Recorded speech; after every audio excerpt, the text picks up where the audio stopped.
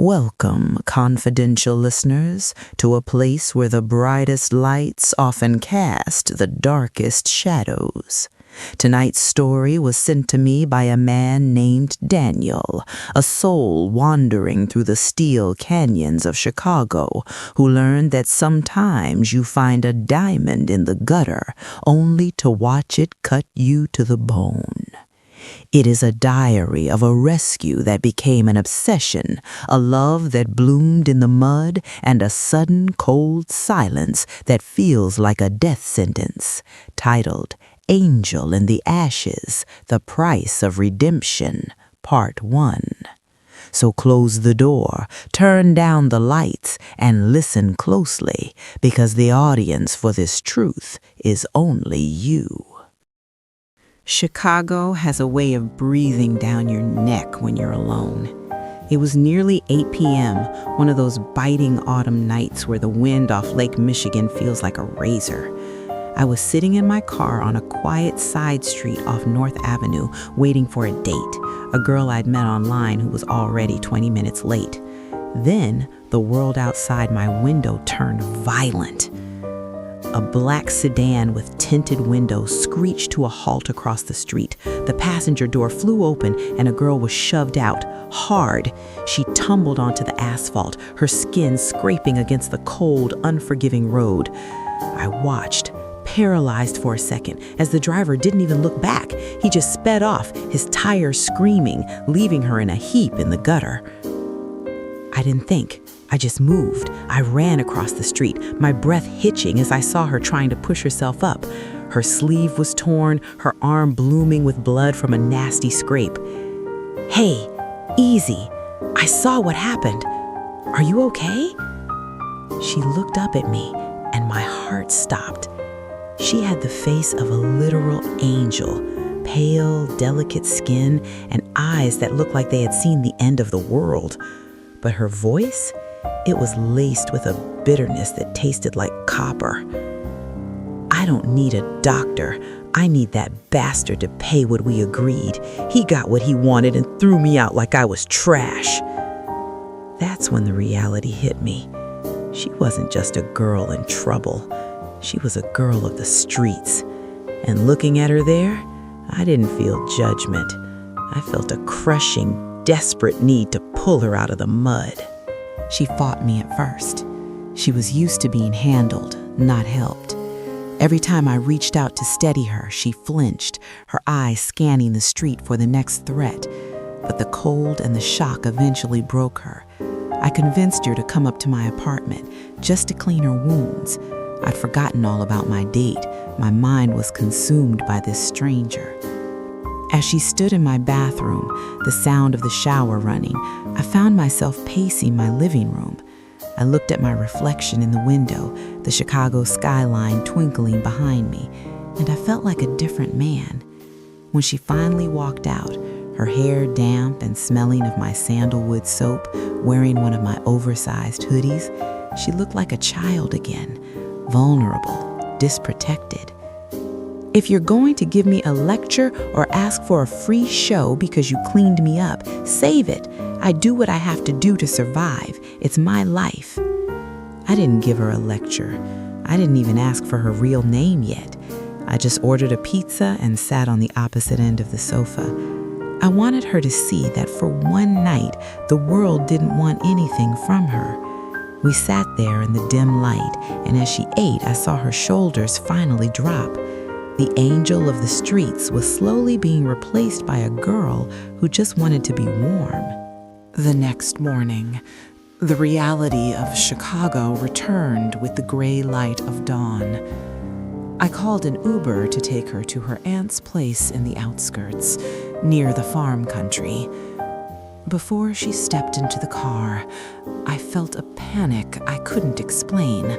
A fear that if she drove away, she would vanish back into the shadows of the city.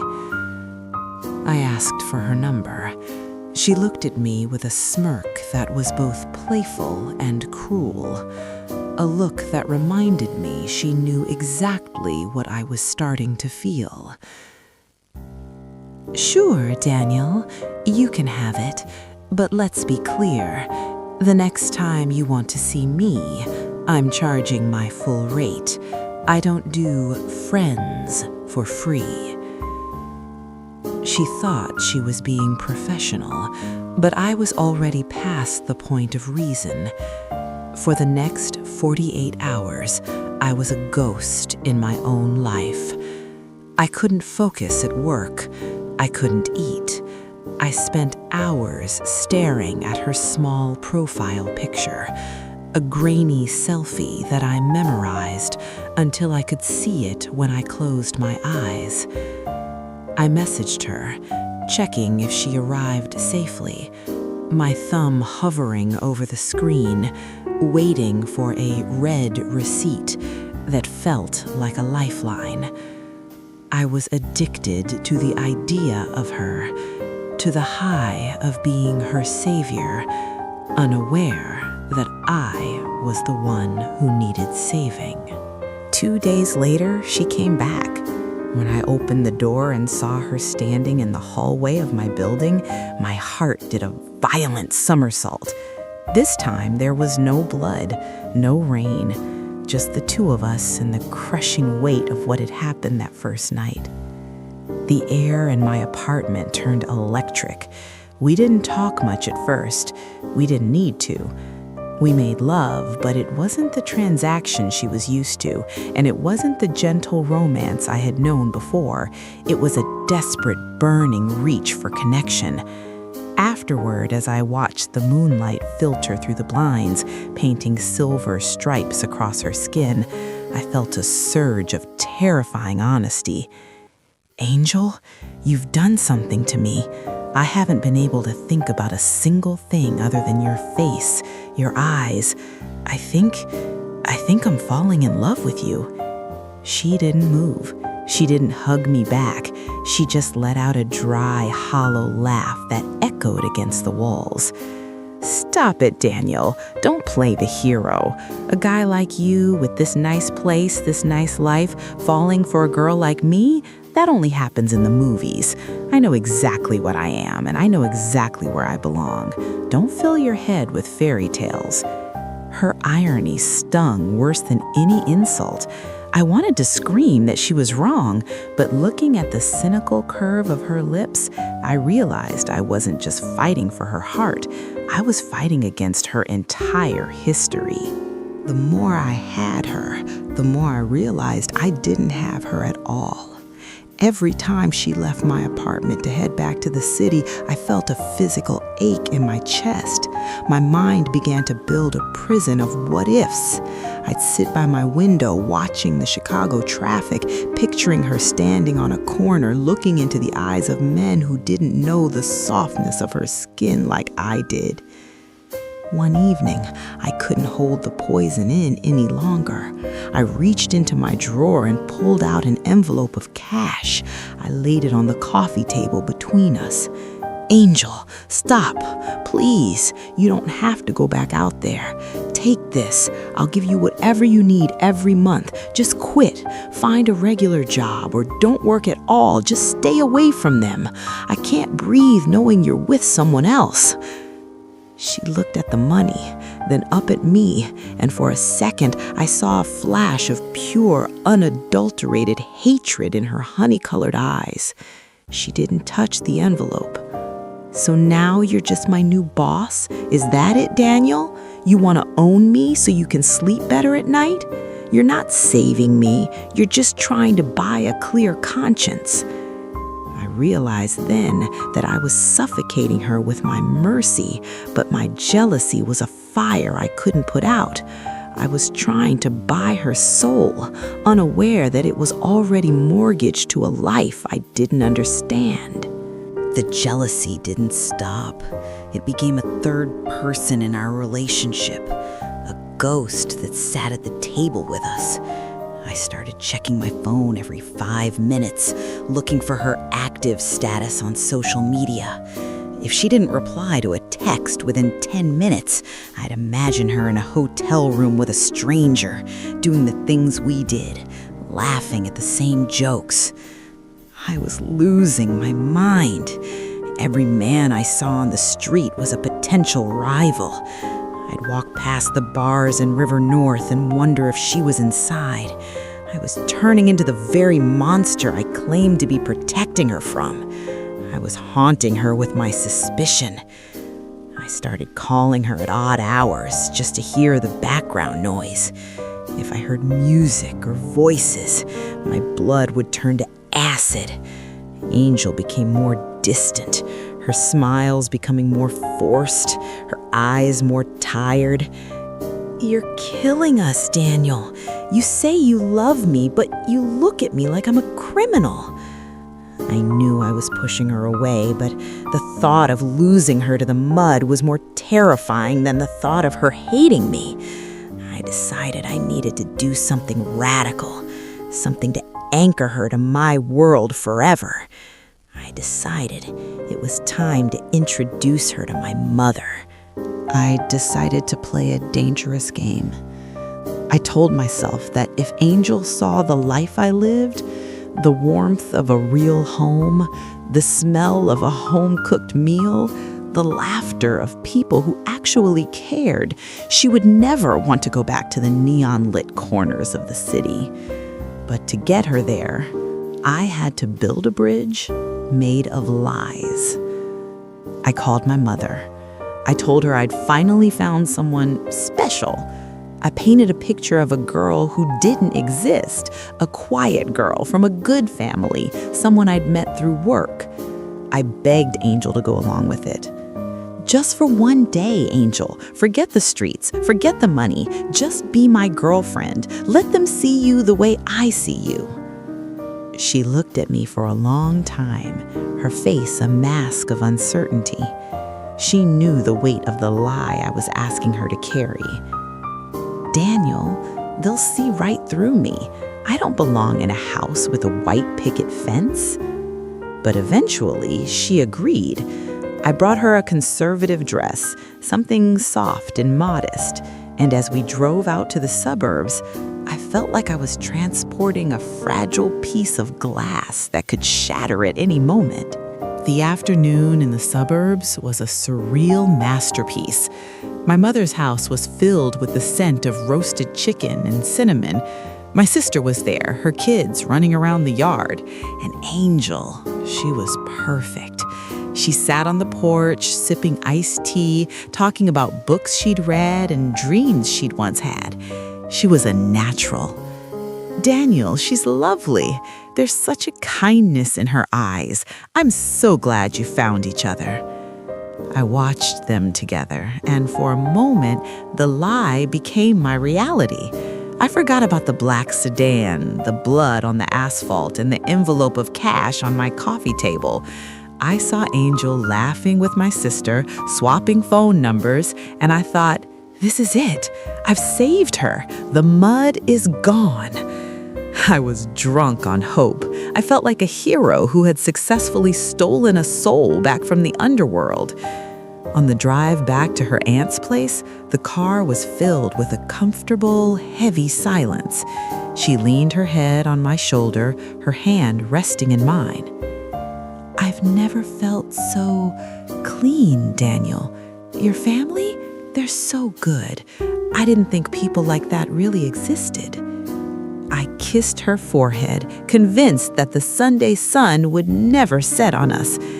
I didn't know it was the final glow of a dying star. I didn't sleep that night. I stayed up watching the Chicago skyline, the lights of the Sears Tower shimmering like a promise. I felt like I had pulled off the impossible. I had rewritten her destiny. My sister had already texted me saying how much she adored Angel. My mother had called to say she finally felt at peace about my future. Everything was falling into place. The jealousy that had been eating me alive for weeks finally felt like a distant bad dream. Why would she ever go back to that life now? She had seen the light. She had felt the warmth. I spent the morning planning, looking at apartment listings in better neighborhoods, thinking about how I could help her finish her education. I was building a palace out of clouds, convinced that the angel of the ashes was gone forever, replaced by the woman who had held my hand so tightly on my mother's porch. I was a man possessed by a beautiful delusion. I kept playing our last kiss over and over in my head, the way she looked at me, the way she said she felt clean. I was ready to give her the world. I just needed to hear her voice one more time to make it real. Monday morning. The city was gray, a cold drizzle washing the streets. I picked up the phone, my heart light, my thumb trembling with excitement. I just wanted to hear her say good morning. I wanted to hear that we were okay. She picked up on the third ring, but the woman who answered wasn't the one I had left on the porch. The silence on the other end felt like a razor. Hey, Angel. I couldn't wait to talk to you. Yesterday was... What the hell do you want from me now, Daniel? What? The air left my lungs. Angel? What's wrong? I thought... You thought what? That I'm your little suburban pet now? I'm sick of you. I'm sick of your soft, pathetic stories and your saving me.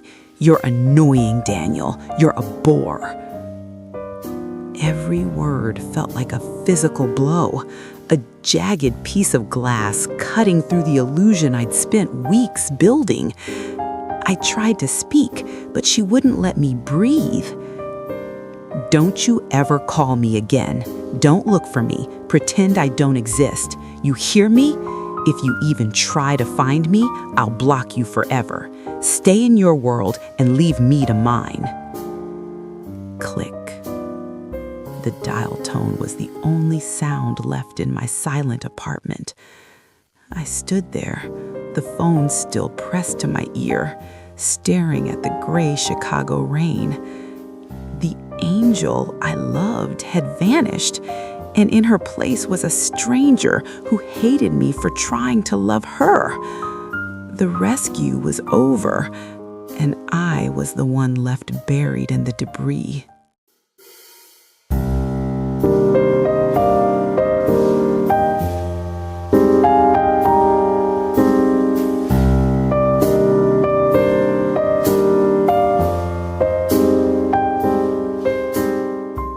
And that is where the first chapter of Daniel's archive ends.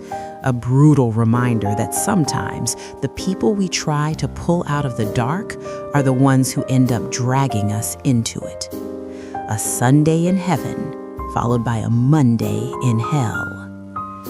If this story of shattered redemption has stayed with you, please leave a like on this video and subscribe to our channel. Help us bring more of these unspoken truths to light. Click the bell icon so you're the first to know when the second part of this mystery is unboxed. But now, I want to hear from you, our confidential listeners. Why do you think Angel turned so cold after the perfect Sunday? Was it guilt, or was she just protecting herself the only way she knew how? Leave your theories in the comments below. Because in a city as cold as Chicago, the only thing more dangerous than a broken heart is the one that's afraid to be healed. Until next time, stay safe and keep your secrets close. Good night.